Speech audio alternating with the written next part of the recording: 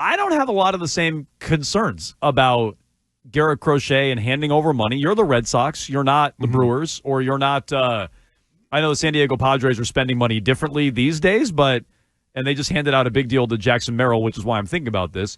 But you're not a smaller market team. You're not a mid-market team. You're a major market team.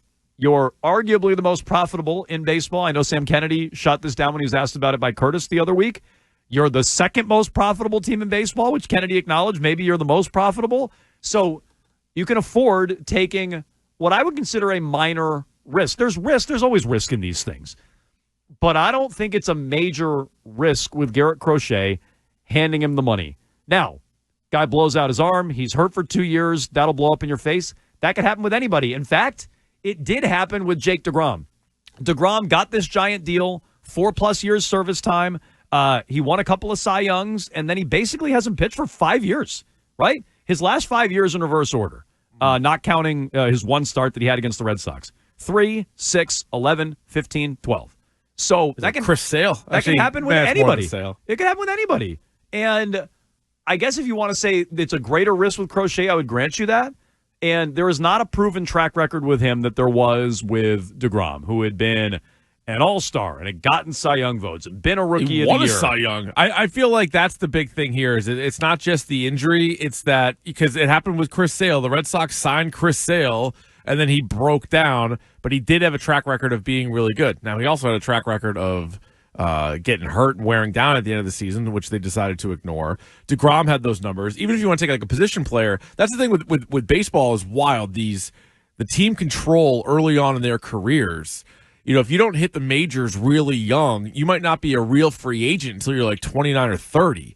And so you're not going to get that big payday until much later, and there's much more of a track record. Like Mookie Betts didn't get really paid until he was on the Dodgers. So think about that. Think about how much he won an MVP, he won a World Series. Oh, Red Sox like stiffed him at every turn as much as they could. Oh yeah, they took him to arbitration. Yeah. He was an all-star every year, essentially, that he was a full starter.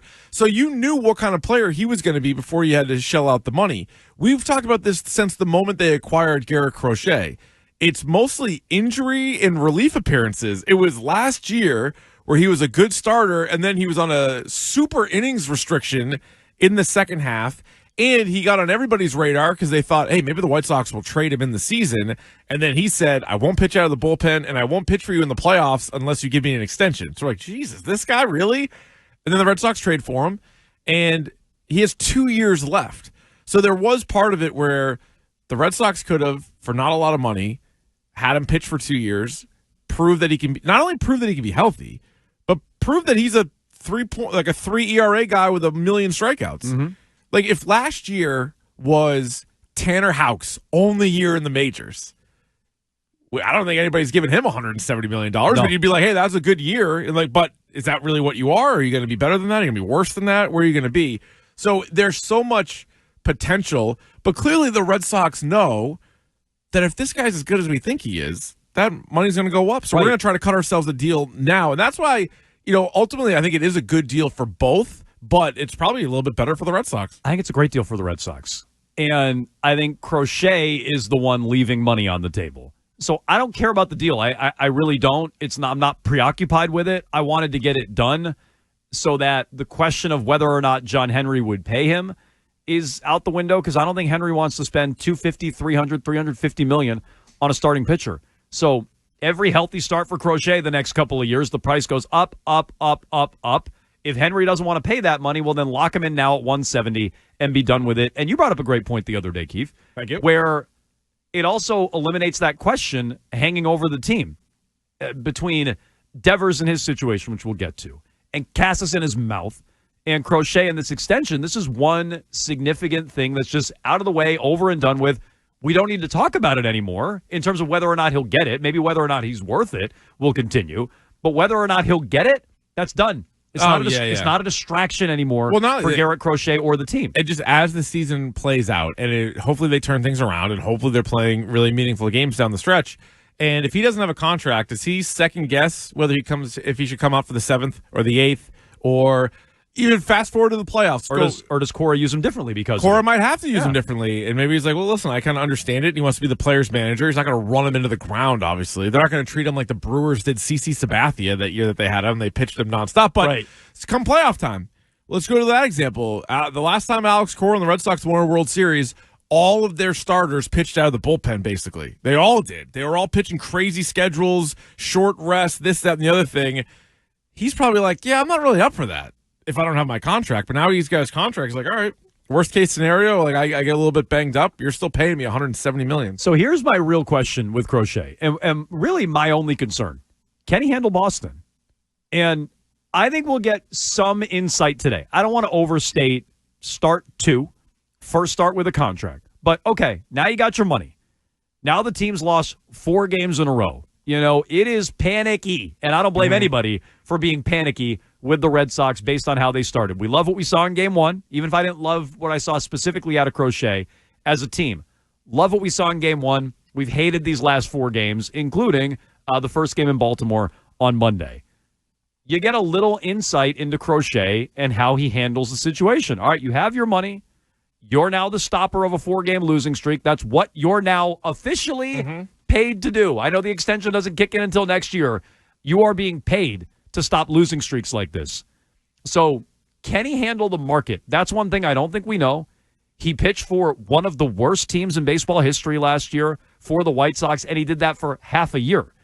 Can he handle the market? And we don't know that yet. We're not going to know that for a while. Yeah. We've seen players get their money and fail here spectacularly. Some players handle it better than others. Which one is Crochet? We don't know the answer, but that's my big remaining question with him. Yeah, David Price couldn't, although he did turn it around and almost redeem himself. Yeah. You know, so sometimes it might start off horribly. Lackey was like that. Yeah. Lackey, you're like, this market, the guy can't handle the market, and then in 2013, he was awesome in the postseason. So, yeah, I guess, you know, you can always kind of turn it around. But, yeah, it's funny that right off the rip, he gets the contract, and he needs to put out a 4-game losing streak. Right away. Like, there's no chance anybody would have predicted, next time he starts, they're going to be riding this 4-game losing streak. So you don't want to be like the Bruins. You got to stop the losing streak. They at least have somebody that should be able to step in and do that. So as far as any start on April 2nd can be a big start, it is for Garrett Crochet. If he pitches poorly today, it doesn't mean the guy can't handle Boston. It's not the end of the world. But maybe it's a little insight today in whether or not he can handle the market, handle tough spots. He wasn't. I mean, he's faced plenty of losing streaks last year with the White Sox. Almost entirely losing streaks. But there was no expectation to win and succeed and make the playoffs and win the division and all these things. And there is that pressure here in Boston. Can he handle it? That to me is a much bigger question than whether or not he's worth the money. I think he left money on the table. I think he's absolutely worth this money. 617-779-7937. Meanwhile, I saw some more numbers yesterday from Dave Schoenfield, ESPN, on Rafael Devers and his struggles, Keefe. Yeah, it's poor. Which do date to late last season. Do you correlate the two real quick? Like, do you think that's an example of something's mechanically off with Devers or like a bigger picture thing? Or is that just 4 random games at the end of last year with the team going nowhere and now with the DH complications and late to spring training and all these other things? Like, in other words, do you look at the last 4 games last year and the first 5 this year as one snapshot, or is that random? No, I separate the two. Me too. I think so much time has passed, and looking at Devers, he might not have picked up a bat in between the end of last year and the start of this year. So I don't think it's anything that he carried over from, we're talking early October. No, I mean, if you want to add it up and be like, oh, he's now 1 for whatever, like, fine, you could do that. But no, I look at this differently, like the way he reacted at spring training, the whole idea about, DHing, that wasn't a topic of conversation a year ago. Right. So the additions to this team, I think they are different. I've seen people try to extrapolate that and say, well, this is a sign that it's more mechanical than mental. I think the start to this year is 6 months is a long time. I think the start to this year is absolutely mental or just the lack of physical work that he put in the offseason. Yeah, I think it's both just because of that part of it. Like, he kind of showed up out of shape, but then he was almost like he pouted. Right, rather than being pissed. Motivated by it, he kind of went in the other way. You go into a hole, and you're like, all right, that's not going to help you. I think one ties to the other. So it's interesting to just point out he sucked at the end of last year, too. Tie it all together, like you said, 1 for 34, whatever the strikeouts are, 25, 26. I don't remember off the top of my head. A lot of Ks. It's so many. A lot of Ks. But I think something significant happened in the middle. I'm much more focused on these 5 than the last 9.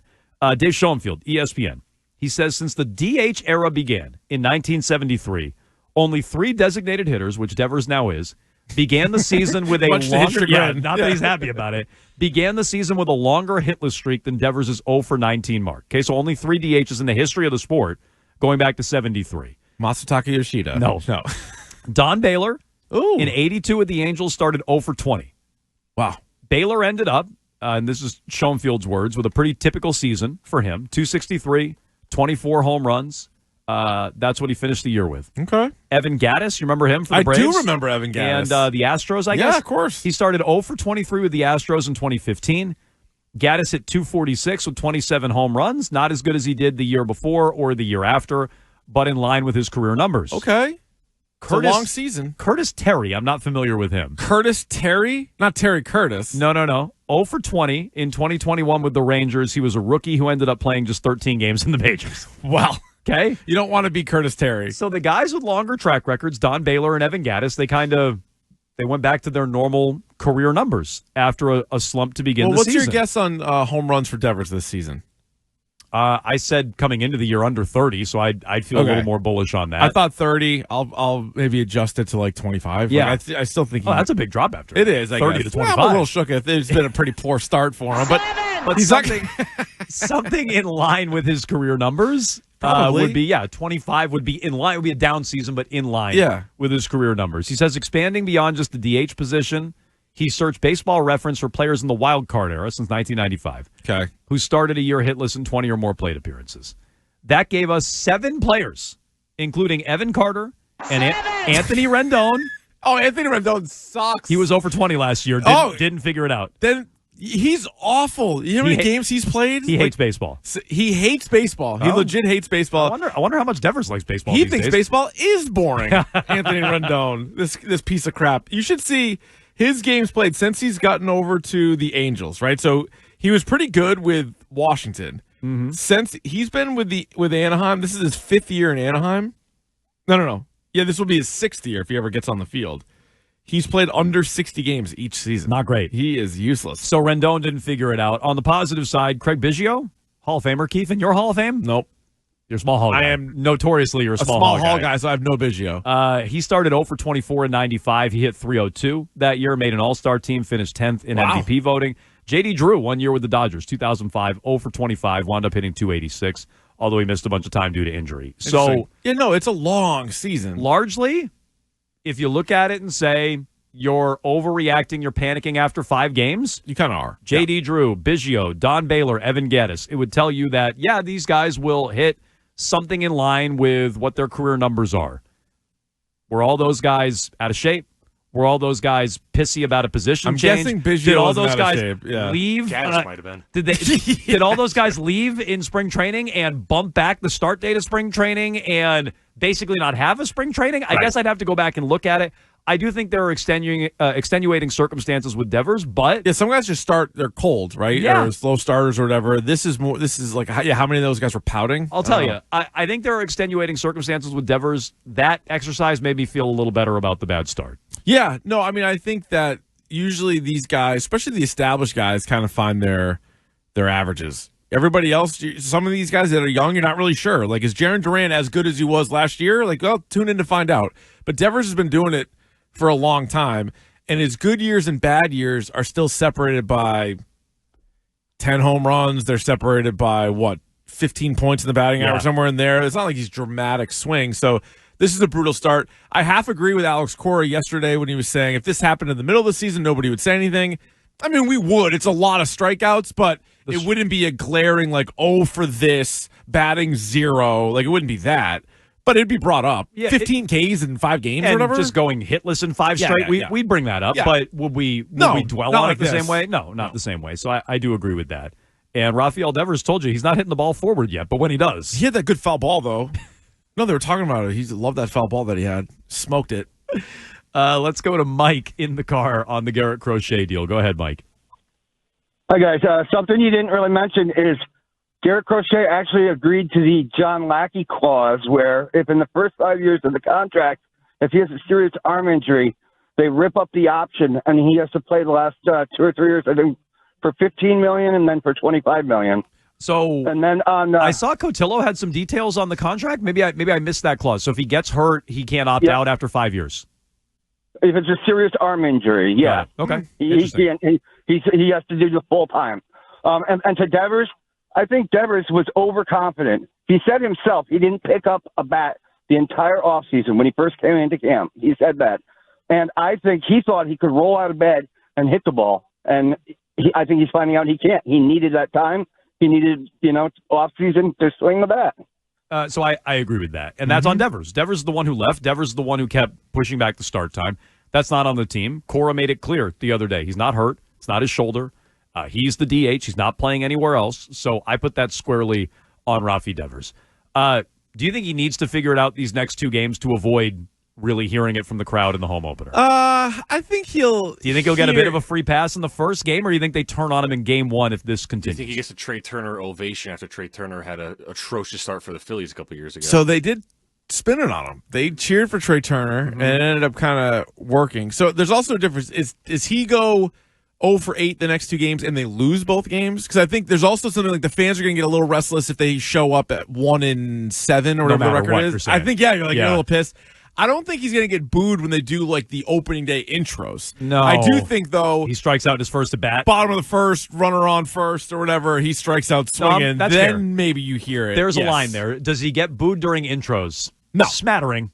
Couple guys. Yeah. Couple guys here or there. Yeah, some the ones people that, are doing that it. are with us at the casket after it a little bit, they show up. Maybe they boo him. Some people are doing it, but I agree, not the whole crowd. I don't think so. If he strikes out in that first at bat, Right. and this Plus, it might be a lot of Cardinals fans. could be, Yeah. that's a good point. The strikeouts continue. I don't know if he's still hitless, but he's not hitting well. The team splits these next 2. They've lost both the opening series. Yeah, I think they turn on him pretty quick. Oh, brother, this guy stinks! But the good news, Might be Keefe, a lot of that, yeah. good news, Keefe, is I've already predicted a home run in one of these next 2 games. Tonight's tonight or tomorrow? You're giving yourself 2 games? Well, Nick's betting it every day. So. I like Eflin better than Plus Morton. 475 I like today, Nick. I'm with you. You want to ride? I know that's Plus frowned- 475? I know it's Oh, frowned don't tell upon. that one moron. I know some senators out there are anti pushing this agenda here, but if you want to ride today, I'll ride on Devers. Did you hear that guy this Oh, morning? I heard it. I'm starting to think that maybe our smartest people don't get into politics. I'm starting to come to that conclusion. That at all levels, maybe the smartest people aren't getting into it. The best was the guy at the end. They're kind of making nicey nice at the end after yelling at each other for 20 minutes. If you missed any of this, what was the senator's name? State senator they had on today? I already forgot. No idea. He definitely doesn't live in Cambridge. He lives in Quincy. No, He made he's that a very Quincy clear. guy. So, Greg and Curtis and Wiggy and Courtney, they're all yelling at him, and he's yelling back, and they're making nicey nice at the end of the interview. And he's like, well, I was kind of a mush in my betting days. I learned my lesson. Don't let me bet. I was like, pal. And it's like, You dude, should have led with this. you just shouted down everybody gambling. Yeah. And then you talk about how you were gambling and you learned your own lesson on your own. Yeah. What are you talking about? But anyway, I haven't learned my lesson yet. I'll plunk down on Devers today. I'm in. I'm going to avoid that. I'm going to sit out on that. I wish you guys the best. Today's the day. You better do it now. That guy's going to get rid of props, isn't he? It's a good point. You better hammer these props now while we can. It's a good point. Let's go to actually, let me bring something up real quick before we go back to the phones. ESPN had their MLB 100 today, top 100 players in the sport. Okay. How many do you think were in the top 100 from the Red Sox? For the Red Sox, I would say 1, 2, 3, 4, 5. 5 is right. Who are they? They would be, this is before the season started? Yep. Rafael Devers, 25, Jaron Duran, 36, Alex Bregman, 47, Garrett Crochet, 37. Tristan Casas. Casas is in the top 100, 97. So Ooh, he snuck in. if you want to talk about the Red Sox underachieving and you want to talk about their talent level, that should still make you feel good. That only lasts for so long, though. When you're 1-4 and you can't hit, that only lasts for so long. Meanwhile, Bob's in Londonderry. Go ahead, Bob.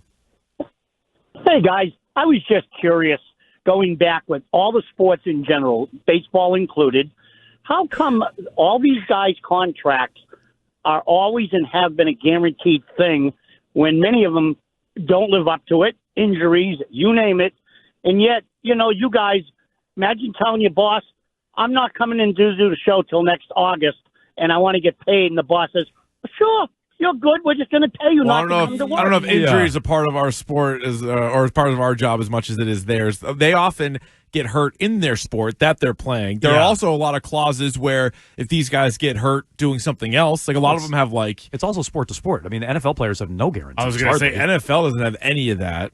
The other sports, that's part of the deal. It's part of the collective... Take it up with the collectively unions. bargained agreements. Yeah. I mean, I understand trying to apply it to your everyday job and it doesn't fit. It doesn't apply. These are professional athletes. It doesn't apply. And I don't get... Although if I had strep throat and I couldn't do the show, maybe I guess I'd have to flex day it for a while. Yeah, you can flex day that. Yeah. But I really never understand the fans, their argument where they get upset with the players and not the billionaire owners. I never understand. You're trying to apply it to a weird one, yeah. An everyday worker.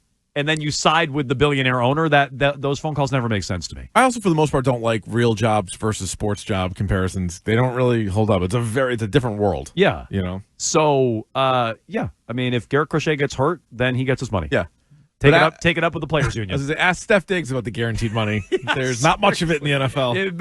It's very different sport to sport.